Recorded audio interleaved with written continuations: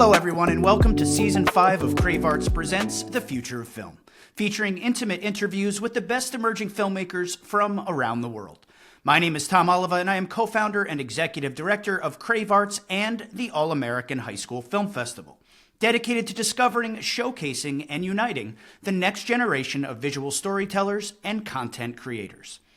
In October of 2024, we celebrated our 12th annual festival. 12 years in, and our community is thriving.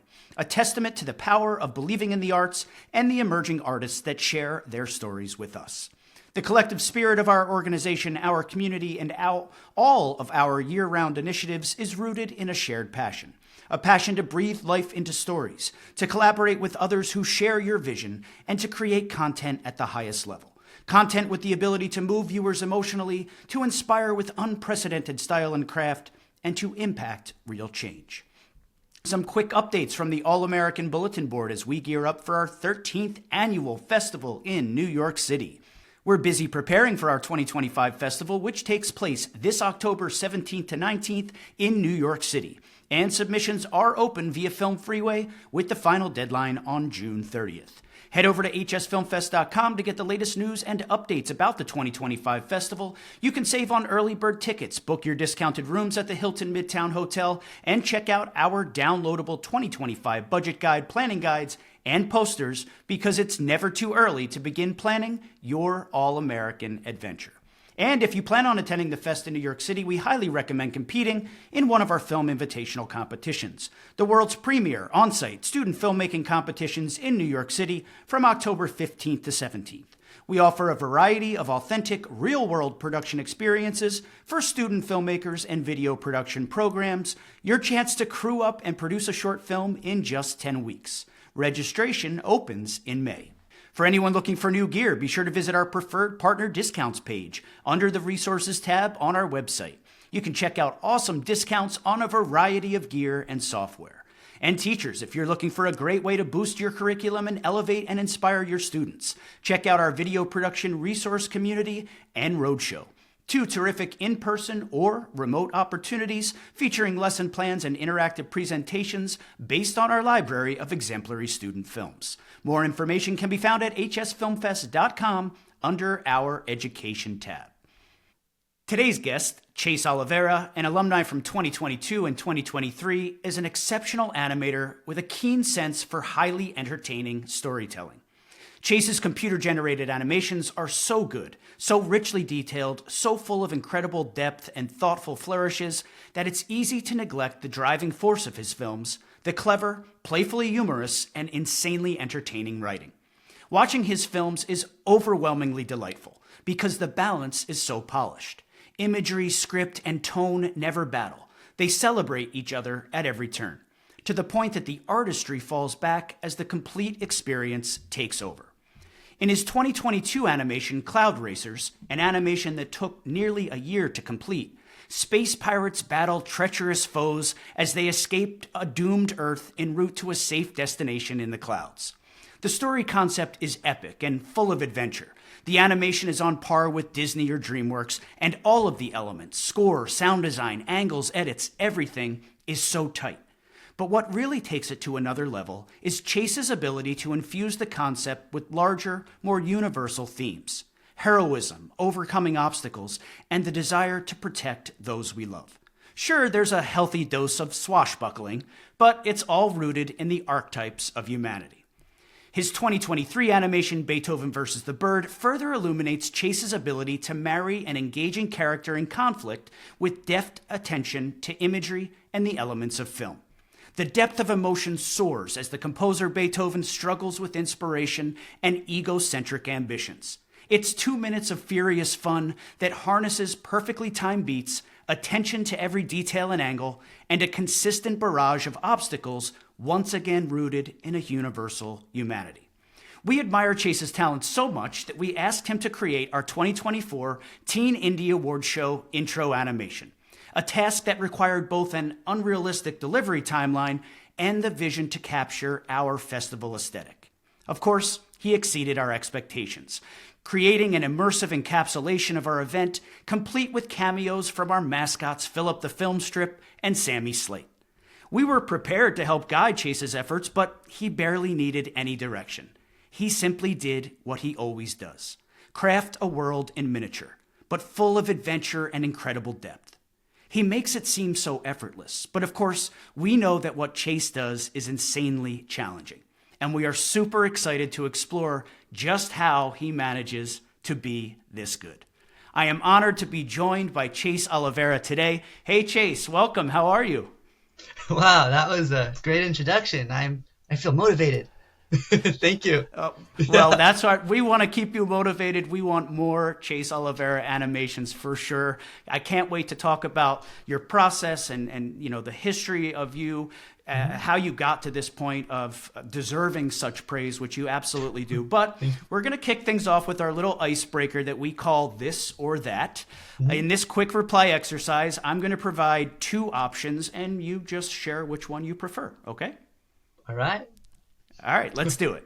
We always start with this one. Pizza or pasta? Pizza. Okay. Coffee or energy drink? Coffee. All right. I kind of thought you might be a coffee guy. Driving or walking? I like walking through. I like walking. That's fun. Yeah. I would have guessed walking because how else could you see every little detail that you're able to put into your work? Okay. Ocean or mountains? Ocean, definitely. City or country? City. Okay. Happy or sad? Happy. Definitely. Excited or chill? Can you be both? Yeah, I feel like both. You Chill can and be both. excited. Yeah. Yeah, because you're kind of chill, but your work, I feel like, is always sort of elevated and excited. Okay. Oh, thank you. Now, this one, I don't know, it might be obvious, but I'm very curious. Computer or hand-drawn? I'm definitely a computer. I don't really have the skills to do full hand-drawn stuff yet. Oh, we found something he can't do. Okay, all right. Wide angle or close-up? That's interesting. I say wide angle. I like seeing everything. Okay. Fantasy or realism? Fantasy. Yeah. Drama or comedy? Comedy. Right on. And finally, film school or DIY? Interesting. I think you got to do a little bit of both. I right now am editing my application film for USC. So, yeah, hopefully. But also kind of a DIY guy. But also as well. DIY. Everything I've done so far has been DIY, and yeah. Okay. All right. So with that, let's dive a bit deeper into all things Chase Olivera. It's obviously wonderful to reconnect with you today. We had the pleasure of working with you over the summer on the Teen Indie Awards animation, which you absolutely killed. Tell me where you are right now, and even though you just sort of did, with a little bit more detail, what you're up to as far as film is concerned. Yes. Right now I am finishing up a new animation called Dragon Hunter. It's part of the Cloud Racers universe. It's kind of a sequel to it in a way, or reboot, I don't know. And that's going to come out later this month. And I'm also working on my USC application film. Okay, so you graduated last year, or 2 years ago? 2 years ago, I graduated high school. I'm now entering my, junior year of college. Okay, so you're at college now, but you're looking to transition to USC. Where are you going now? I'm at a community college called College of the Canyons in Valencia.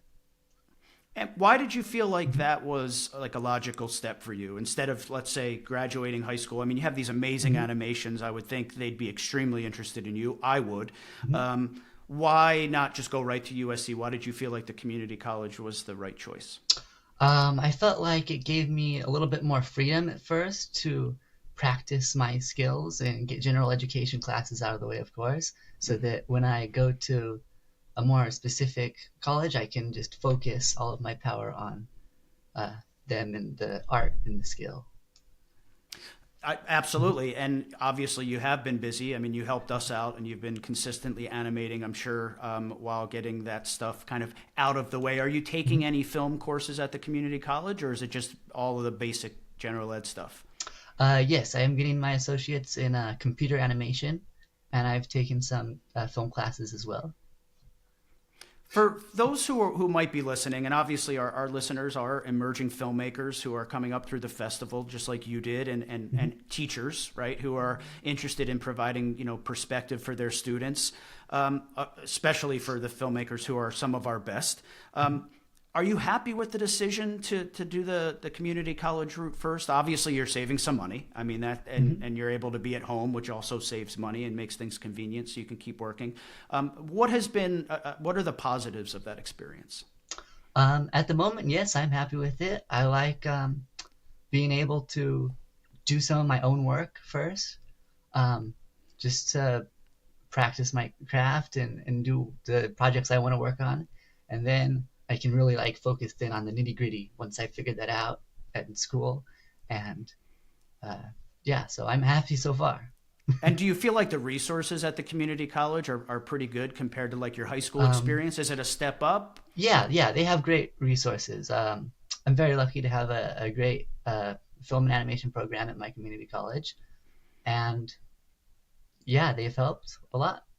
Yeah, my son, who's a senior in high school right now, is going to a community college in the fall, and I love the decision. I taught at a community college as an adjunct professor for several years, and I just found that it's such a wonderful resource for people who are ready to take advantage of it. If you go to a community college and you dive in and say, hey, I'm going to, use all of these things at my disposal and really get the most out of it, I think it's on par with anywhere else.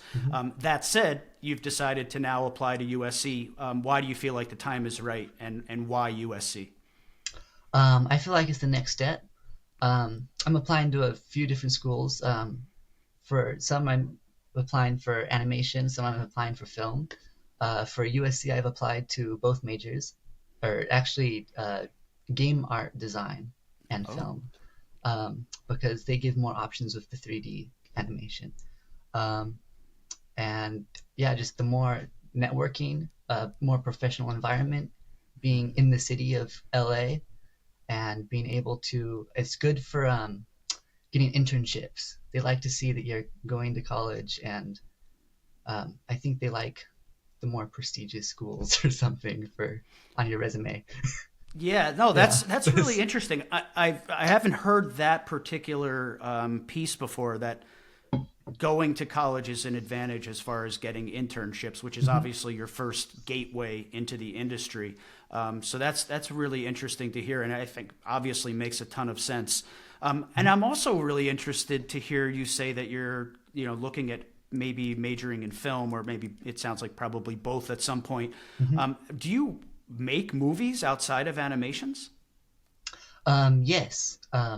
Before I started animation, I was making live action short films. I started like after school programs so that I could film with my friends. And now but I haven't done that in a while because I've been focused more on animation, and I'm getting back into it for my application film for USC.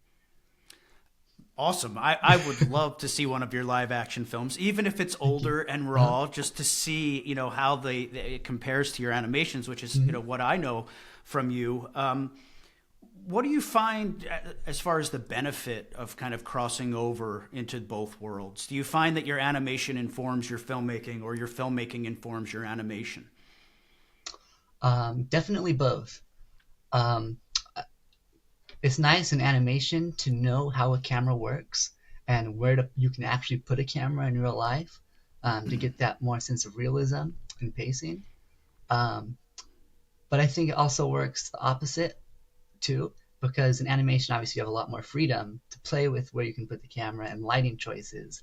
And it's kind of like a practice thing, like a simulation. Like when you do flight simulators to learn how to be a pilot, doing animation and blocking and staging in there is like a simulation to be a filmmaker. And then it makes it easier to choose where you want to put the camera when you're on set and in a tight deadline.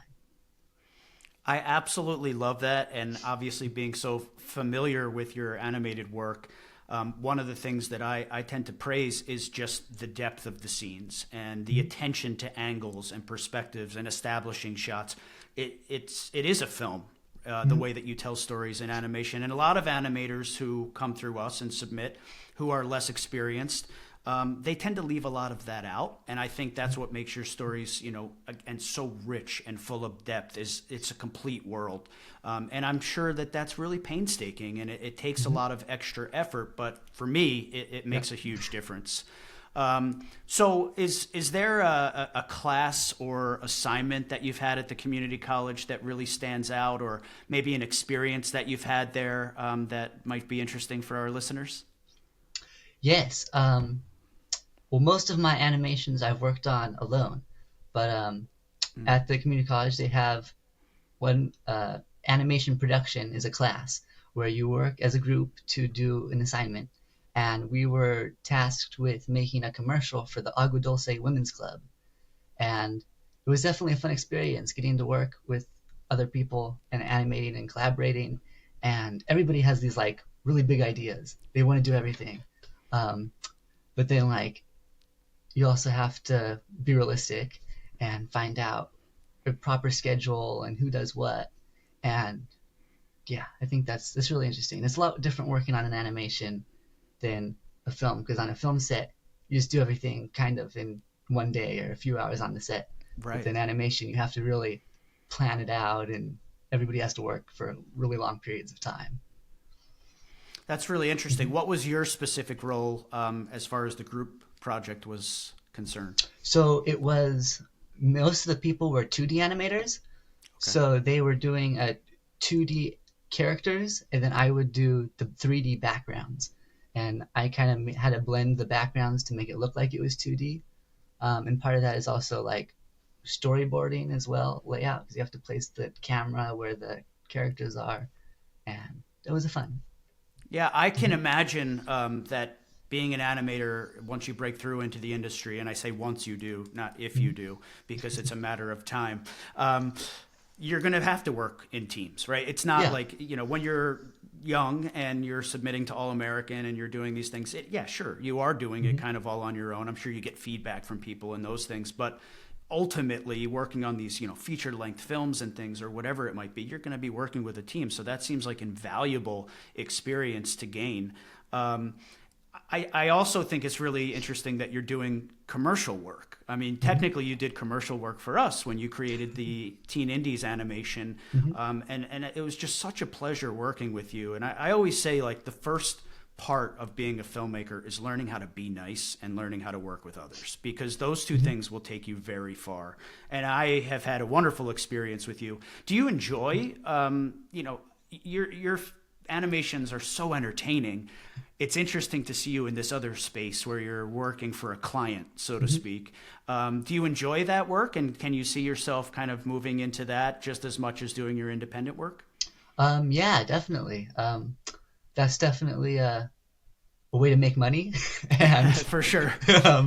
Yeah, it's fun working with people and getting to see their ideas and bring them to life and try to make kind of mundane advertisements exciting and fun.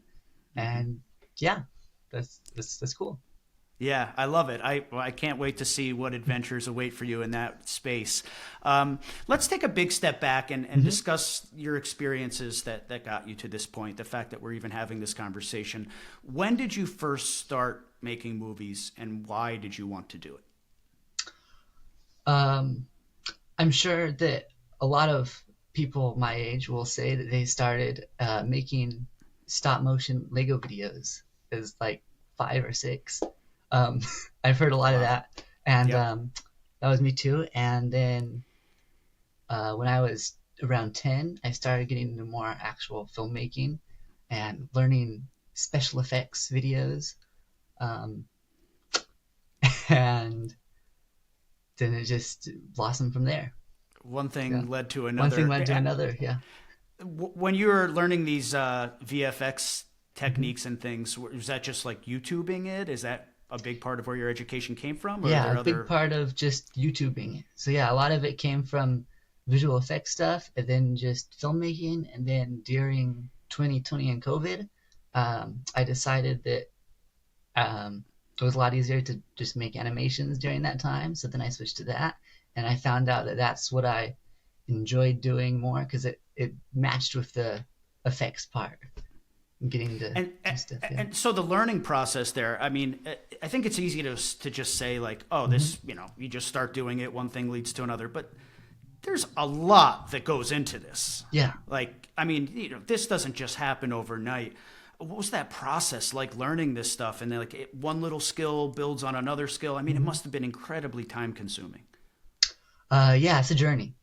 One of the first animations I did was for a "'Twas the Night Before Christmas" audio book, and I started practicing by just downloading models off the internet and then using those to practice. So I didn't really make anything from scratch, but I was still like filming it with the camera like I would a real movie. And then slowly I learned, oh, I could model the characters myself and the environments, and then I have to learn how to really animate too, and just one skill at a time, until I made Beethoven versus the Bird was really my first like, okay, I want to see if I can do this for real now, where I create everything from scratch. And I think it turned out pretty good. I think it turned out pretty good too. Is it hard to kind of gain respect and credibility as an animator? I mean, you start out with Legos, and we get some amazing Lego animations. They get better every year. Animations in general seem to get better every year as the tools and the understanding of the genre, I think, grow. But we get these great Lego animations, but I can only imagine like you're sitting in your bedroom and you're moving little Lego men around and your parents are like, what are you doing, Chase? Like, what, are you going to get a real job? Is there a stigma against or about this? And how do you overcome it? A little bit. But it's also not really just animation versus film, as it's like serious film versus comedy film. And I don't know. You just have to... Do you have support from your parents? I mean, are they Yes, my parents are very supportive. They're in on it. Yeah. So I'm very, very thankful for that. But yeah, as opposed to just like society or whatever, or other film friends, you just gotta work through it. You have your vision, and if you have your vision, you can prove yourself. And you just have that in you, that heart that just helps you keep going until it all comes together. Going. Yeah, and I think that with animation, you definitely have more tools than you do with film. So you have the opportunity to make it look more professional with like unlimited lighting and sets and stuff. So that's how you fight it. Yeah, you're stealing worlds out of thin air, but you have to have the vision and you have to build it. Why animation? What is it about this genre specifically that inspires your passion to create? It's the ability to tell stories that just wouldn't be possible in real life. You mean you're not, like, Beethoven's not going to steal a bird song in real life? Exactly. Yeah. Well, who knows? Actually, after I made the film, I found out that there actually is a bird called a yellow sparrow in his area that does whistle Beethoven's Fifth Symphony, and he probably did take inspiration from it. And so, you had no idea when you came up with that? I had no idea when I came up with that. I knew that he did it for one of his other symphonies, but not for that one. That's amazing. That's a cool little tidbit. Very cool coincidence. So what is it? Why animation? What do you love about it? Just being able to create worlds in fantasy, and being able to meticulously like control the acting of the characters and placement. And with live action film, you're definitely like limited by resources. But yeah, and it's good to just like spend a long time on it too, because then you have time to really flesh it out and understand what's going on. I mean, you're working on this for a year or more than that, or however long you work on these animations. So you have to make sure that it like encourages you to make sure that the script is really good, and everything is perfect. So it's worth your time. It does not sound like a genre or a process that's for everyone. Do you feel like you're a more patient person than most people that you know? Is that the I don't secret, or know. is it something else? It's a Or little bit of just patience. yeah, Definitely. I do find myself getting tired towards the end of the projects. I'm like, I just want this to be done. sure. Um, but you gotta persevere and get through it, and then it's happy, and then you want to do it again. Yeah, Yeah. you certainly have, and that's impressive. As is your tenure with All American. Certainly productive. We absolutely love both Cloud Racers and Beethoven versus the Bird. I'm dying to see more work. You might be surprised to know that Beethoven versus the Bird is a staple of my roadshow presentations. I've screened the film for literally thousands of students all over the country, and it's a huge hit. And it's one of the films I almost like never not include. Oh, wow. Because I love how short it is, which means I can show more films and teach more things, but how much it does in such a short amount of time. You kind of touched on this, but where does your inspiration come from? When you're sitting there, I imagine, kind of in the space where you are right now, talking to me, and you're like, it's time, I want to make another one. Where does it come from? So I usually always have two ideas in my mind at a time. The project I'm working on, and then the next one. And then as soon as I finish it, just somehow the next one pops in my mind, like while I'm working on the current one. So far I've been lucky with that. I don't know if it'll hold up. But inspiration. So for Beethoven, where did that come from? yeah, a lot of it is just shower ideas. um, Beethoven versus the Bird is interesting because I was thought of this story of, what if a composer stole his music from the bird and the bird got upset, and like tried to sue him. Then I was taking a shower, and the whole, like everything that you see, like the whole layout in every shot, I was like whistling Beethoven's Fifth Symphony and just imagining it all. And pretty much that's how it is in the final movie. And that's the only time that's happened before. Everything else is like a lot of trial and error. But for that one, it just came to me in like a few minutes. And then, it's amazing. yeah. And sometimes it does, but it's also great to hear you say that, it's not always that way. Sometimes, yes. or most times, it's Most a times, lot of work. It's a lot of work. It's a lot of work figuring out the story structure and where the characters are going. And my favorite part of doing that is, you said that you liked how it was in a short period of time. Is I like telling like complete stories. I've seen a lot of short films that are just like, slice of life sections, and those are really cool too. But I like just telling complete stories and really compressing them to just the basic needs of the story. Yeah. I appreciate that, and you have succeeded, which is amazing, particularly in that film, because it's what, 2 minutes, and yet you experience such a range of emotion, such highs and lows for the character, and you're an animator, but you're a storyteller, and I think that's something I really wanted to harp on here, because you can be the best animator in the world.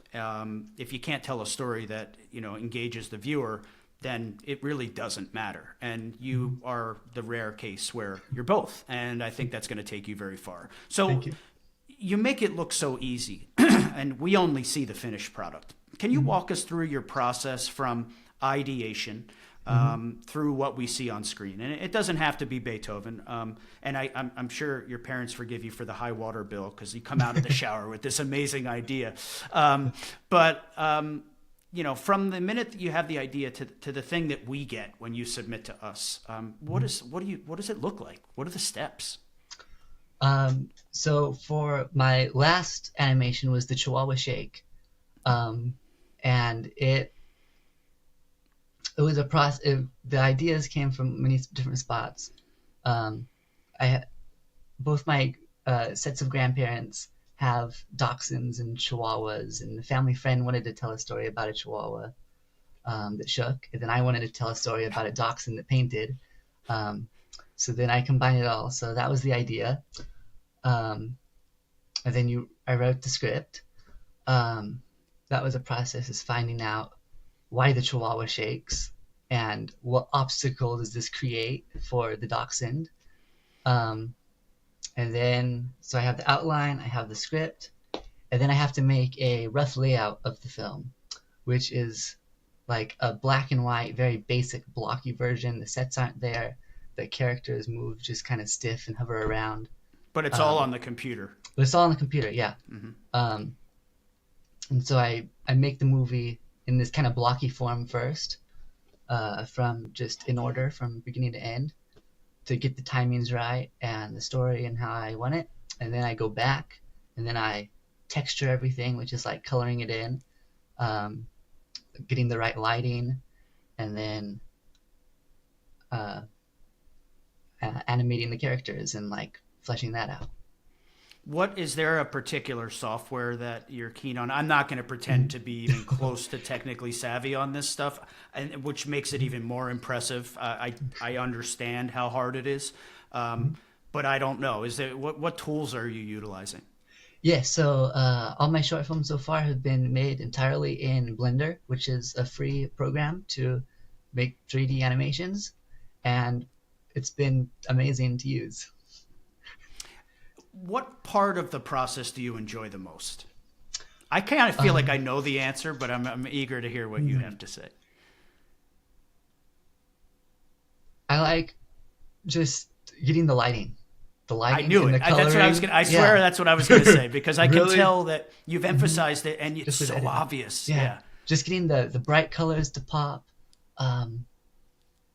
Really adding everything in, all the little details, because it's kind of relaxing after you like do all this work animating it and figuring out the camera angles and the story. Then you can just sit back and just kind of design the little world and immerse yourself in it for a while. Just spin the camera around in 3D. And you're thinking of that the whole time, like when Beethoven's at the piano and we step out and we see the exterior view, and then we're looking through the window. Like a lot of people wouldn't even think of that, to expand the scene in that way for the viewer, which again creates a more immersive experience. You're sort of everywhere all at once. That's just part of the process for you to have that kind of perspective. Yeah, in all my films that I've done, actually, a big thing that I'm on is constantly changing the location and the setting, so it feels like you're traveling and moving through the story.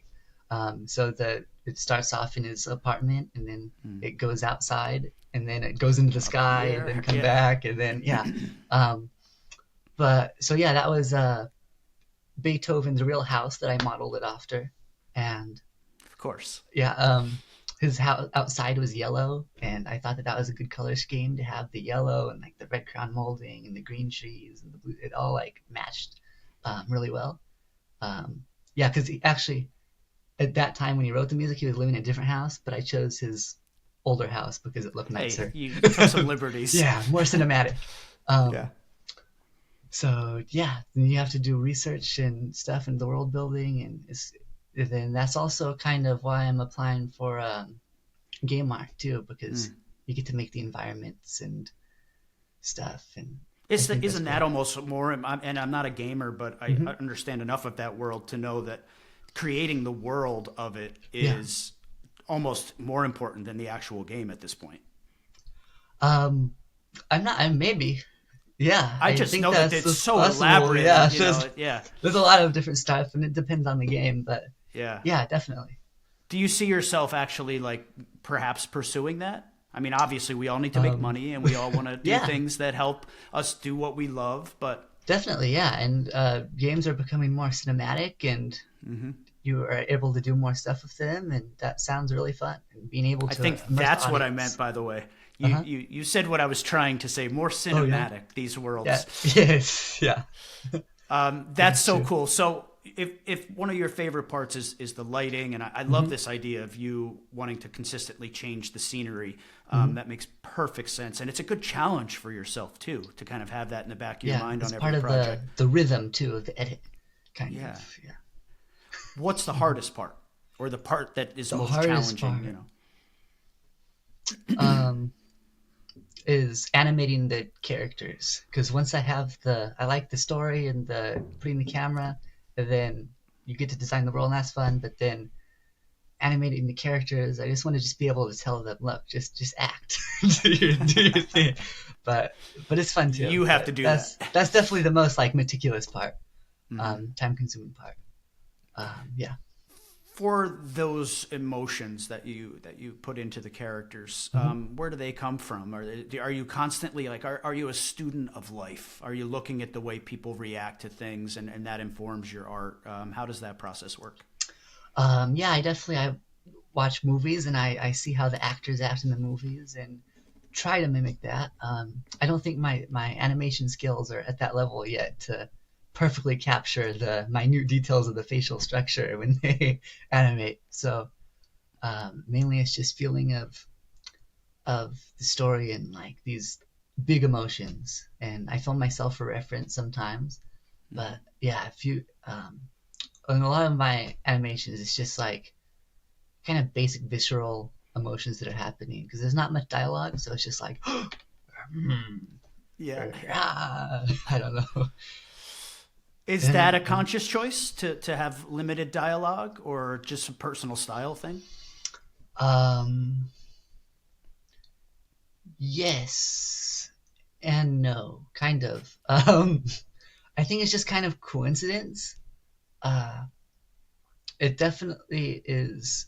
Dialogue's kind of hard with writing it and recording it and everything, and I feel like things just feel more realistic when it's no dialogue, or at least for the projects that I've done where there doesn't need to be dialogue.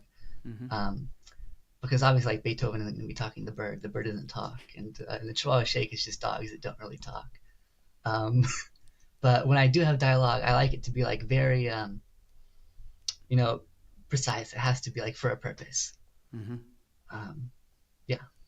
Yeah, it's obviously a show don't tell kind of philosophy. Let the actions speak for themselves, and it's a great energy to it. Music plays a large part in that process. Definitely helps create the tone. Of course, it all comes together very well in your work, and that's you've talked about the lighting and you've talked about the visual experience. What's the role of music in your process? Music is a big part. I think music makes a lot of films. My dad is a composer, so I've been lucky to have him work and do the music for some of my films. And so then the music is able to like rap perfectly with the action. And when I edit, I usually have a click track or a temp track, and all of it is edited like so it flows with the rhythm. I don't want to ever make things like feel like it's going on too slow or too fast, and I think that's the perfect way to just set the tone for the film, and it's all uniform. Yeah, I love it.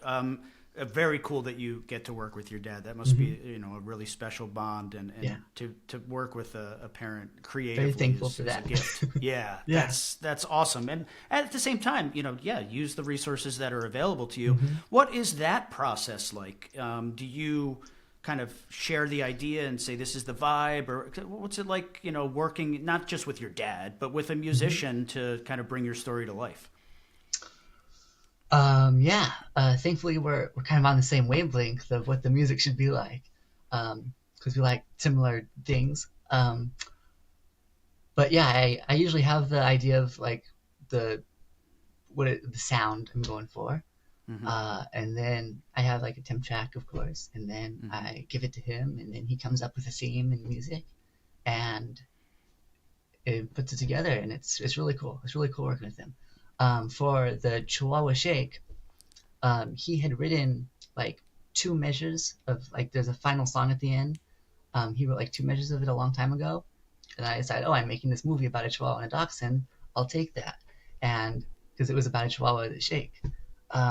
So then he finished the song for it, and then I was able to animate the movie to the song, where usually it's the other way around. So that was really fun, and then it feels like when you have the music that you can just like let yourself go, and it's a lot easier to follow the structure of the music to plan your shots out and stuff. So maybe a lucky coincidence that now you will use in projects moving forward. And hey, how nice to not have to worry about copyright. You know, it's your dad. Dad, come on, you can't sue me. Yeah. That's really cool. I absolutely love that. So there must have been some experiences that helped develop your eye and hone your passion, you know, for the fact that you're still doing this and that you plan on doing it for a career. How did your high school experience help get you to where you are today? So my my freshman year of high school, I took TV production classes. Got to do. Where did you go to high school? At Castaic High School in Santa Clarita, where I live. They have TV production classes, which was a great program. I was just like news reporting and making films, and I learned a lot from that. And then COVID happened, and you know, the being homeschooled, and then when it lifted, I didn't go back. I stayed homeschooled. So that gave me a lot more time to be able to work on my film movie. Give me a lot more time to work on my movies and perfect my craft, I guess. So that's time well spent. Yeah. You know, you hear a lot of different stories about the pandemic, and it's funny how it's not funny, but it's interesting how it comes up in so many conversations that I have on the show. Because you were all impacted by it, and it's a huge part of your journey. It's just so nice to hear that it was a positive in the sense that you took advantage of that time and decided to shape your own path. That must have been kind of scary to like, I'm not going to go back to high school. I'm just going to really focus on what I love to do. A little bit, but I saw the positives, and I so in middle school before that, I was homeschooled as well for a little bit, and I was also getting to work more on films. And then the year of high school, I was working on like assignments and stuff, so I got too busy. I couldn't really do anything creative on my own. I was doing cool projects in class, of course, but then I liked just doing my own stuff after that and being able to have time. And you need a lot of it, so it really makes sense for animation. Do you have specific influences that help inform your style and motivation as a storyteller? Influences, yes. My favorite movies are Ratatouille, and I think my favorite director because of that is Brad Bird. I think he's also someone he's one of the rare like Hollywood directors who has done both animation and filmmaking. His Mission Impossible is also one of my favorites, and I think that movie is like really works well because of his background in animation. And La La Land is a great movie. I know a lot of people like that one, especially my age and living in LA. And I like old movies of the 1940s, like The Seahawk and Casablanca and noirs and stuff. And I think those are fun. Is there a chance that we could see sort of some of that influence in a future animation, an animated noir? Definitely, yes. Yes, I'm planning many things. A detective noir story is one of them. Very cool. I can't wait to see all of it. And clearly, a sense of adventure, though, is a huge part of what draws you sense of in adventure as a storyteller. Yeah, I like the adventure stuff, the comedy stuff, even when it's just very simple stuff about real life. I like to add in an extra punch, raise the stakes at the end. And I noticed that like the older movies I mentioned do that really well too. Like they don't have all the CGI or like crazy camera movements that you can do, but they're still able to have that sense of whimsical nature and adventure, like with Errol Flynn movies and stuff. Yeah, and just turning point after turning point. I'm so glad you mentioned that because when I share Beethoven, and I could do this with any of your films, including the Chihuahua film, which I almost forgot that those characters are the stars of the Teen Indie Awards short. Oh yeah, they made some cameos. Yeah. Yeah, and rightfully so. But when I teach the film, I that's literally what I do is I say. Here's Chase raising the stakes for the character, and it's like he can't get any lower, right?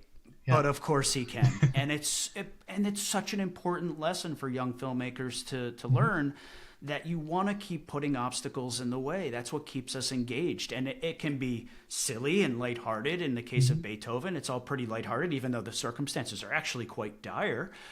Or it can be a little bit heavier, and cloud racers, it's a little bit heavier, and I'm sure that as you get older and mature as a storyteller, maybe we'll see some serious work from you. Is that something that you'd like to pursue as well?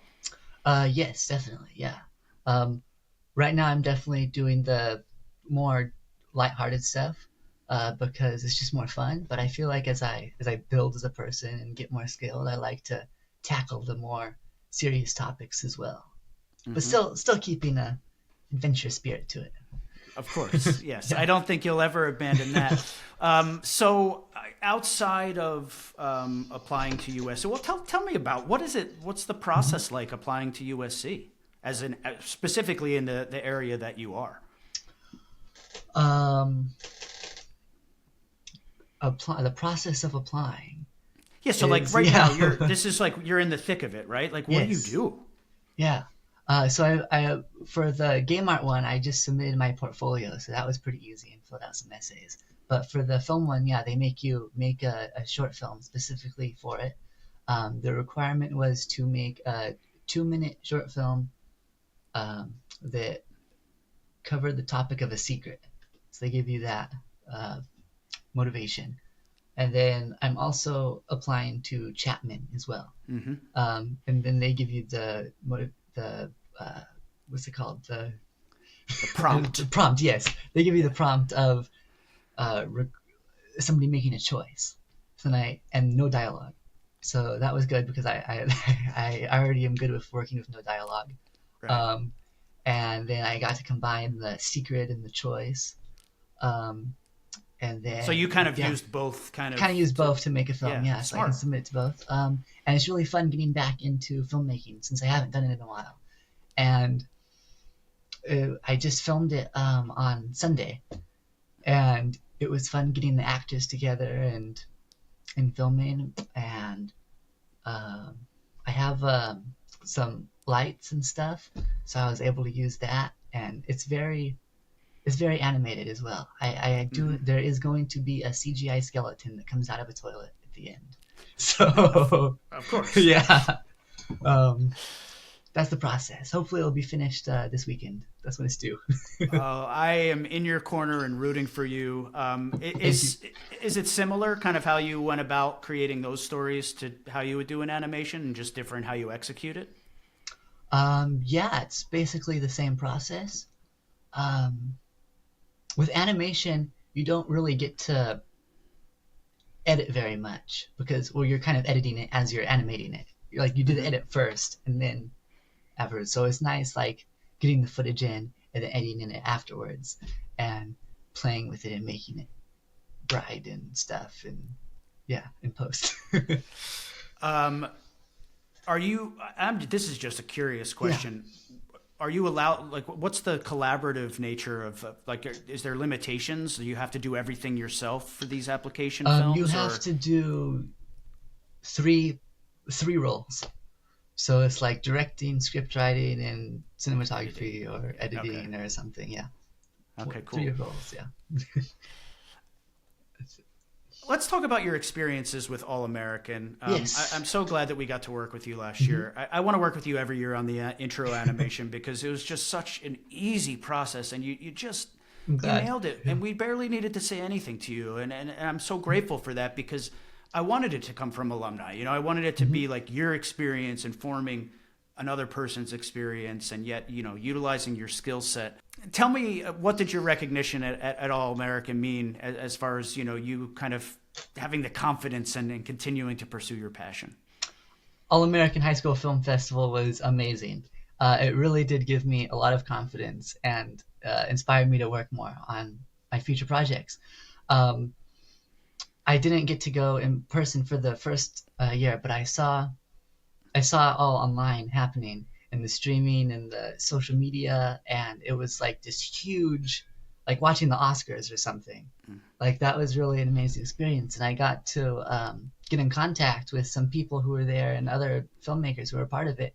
And then I was excited. I think it was part of the Best of Fest segment or something, and that was really exciting to be a part of that. And then you guys came to LA and screened the movies at the IMAX headquarters. And That's right. that was really awesome. One of the best festival experiences I've been to, and that wasn't even the main festival. And I got to meet some of the people in person that I had met online before, and seeing my movie and all the other student films big on the IMAX was really cool and inspiring, and getting to see the headquarters was like, whoa, this is where this happens. I can be here one day. And yeah, that was really cool. It was just as special for me. I honestly, one of the more gratifying things over all the years and all the wonderful things we've been able to do. So happy that we could provide that for you. And I think just, knowing that you would come up through the festival, and then here's this opportunity to see it in IMAX and to connect, and for me to meet you, and to have some time to say hello and, hey, let's get you on the podcast. And here we are. But very cool to know that, you did meet some people and that you were able to have the experience. And I appreciate the kind words. It really does mean a lot. You happen to be kind of coming up as an animator during a time when we just saw the level of animations at our festival skyrocket. I mean, oh, really? some of your peers, who were submitting and being nominated in the category during the same time as you are like, where do these people come from? It's just unbelievable level. And again, it's not just the animation. It wouldn't work if it wasn't the storytelling too. And I'm just wondering, how much inspiration do you take from that? Are you watching the other nominees and saying, wow, man, I got to keep working hard here? Or are you reaching out to them? Do you talk to any of them? That kind of thing. Yes, I've talked to multiple of them.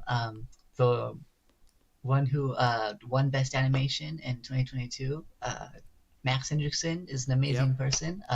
I've talked to him on Instagram a little bit. His work is amazing, and a lot of the others, they really do amazing work.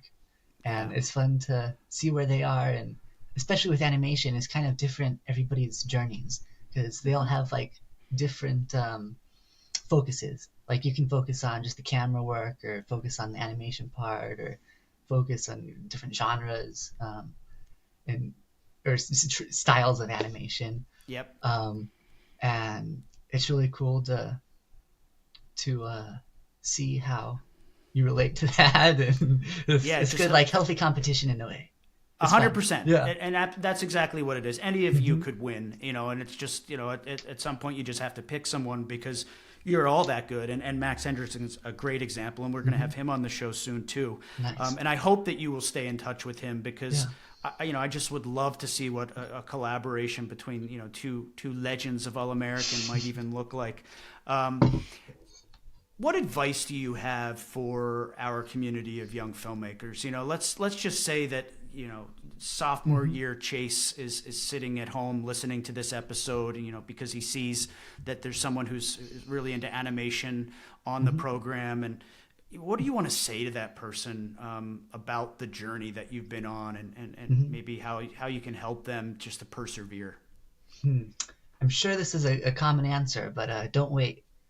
Definitely, I know a lot of people, especially me, at that age was thinking, oh, I gotta wait to be perfect, or I gotta wait to have the right resources available, or something. You just have to go and film or animate, just watch YouTube tutorials, learn how to do it, and really try your best.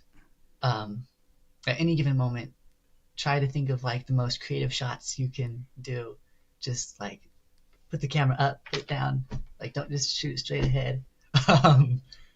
And try new things, try everything, go for it. I believe it or not, yes, we have heard, I guess, some versions of that. I think that was actually pretty unique. I love it. Do not wait, right? Don't just get going.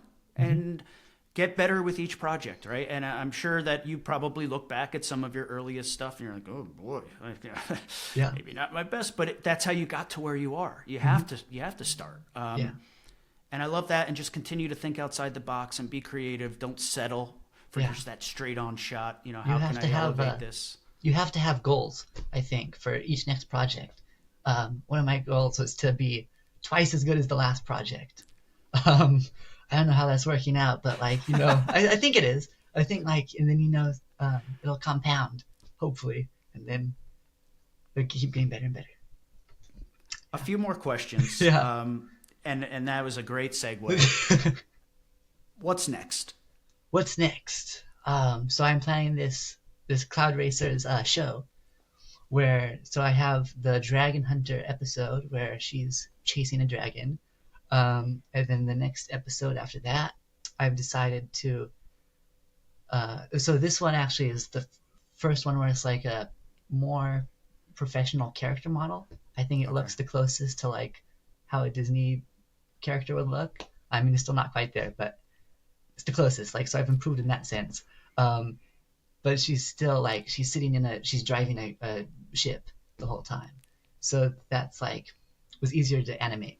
And then with the next one after that is going to be a sword fight, and that's going to be like the hardest thing to animate and do and accomplish. Choreography. Figuring out the choreography. Yeah, even just like filming a sword fight in real life is really hard to do, because I tried to do it for reference for this actually, and flying the choreography. Was anyone harmed during this? No, nobody was harmed. But all right. Filming the choreography. Getting the choreography right so it matches with the story, and then figuring out like where to put the camera to get the best angles, and then especially with fight scenes, it's hard to stay in with just the 180-degree rule, something as simple as that. So yeah, that's gonna be fun to do. Do you find yourself preparing for something like that, even for her just driving the ship? Are you watching other things just for ideas, or is it just all in your own? Okay. Yeah. So it's like a plane. The plane made a appearance, a cameo in the intro for the show. But yeah, so then I just started watching like every movie with the World War II airplane in it or something, and seeing how they filmed it, the sound effects that they used, how they drive, and then every dragon movie, just to see how the dragon moves, and it's just fun to learn, mimic, and create. A student of the craft before you can master the craft, and I think that might be the most beneficial piece of information that you've said even so far. Like, this doesn't just happen. This is. It looks like it in the end, and that's what you want. But there is so much going into your process. You know, there's a lot of studying, and you're taking it really seriously, and then you're making it your own. Because I never feel like when I watch something that you make that it's someone else's, and yet you're using those influences. You're taking advantage of the wealth of material that's out there and saying, oh, I like a little bit of this, I like a little bit of that. How can I make it my own?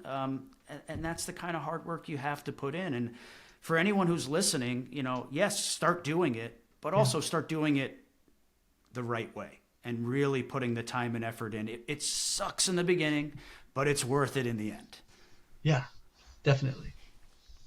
One last question for you, Yes. And this is just something that I like to do at the end of the episode. Something that tells us a little bit about Chase. Leave our listeners with some recommendations. It could be a film that's on your radar, something that you recently watched, a show, an animation, music, anything at all that's kind of giving you inspiration these days and exciting you. I would say Arcane, the TV show. I mean, that's a favorite for everybody now. RRR is a Bollywood film. They Loved it. Amazing film. They used Blender, the program that I use for free for a lot of their special effects. Flow is also an animated movie that just won a bunch of the awards, and it was animated in Blender. And then, I'd say an old movie. Anne of the Indies. Is a movie from the 50s, a pirate movie. And I think that that's one of the first female action hero movies, but it never gets talked about.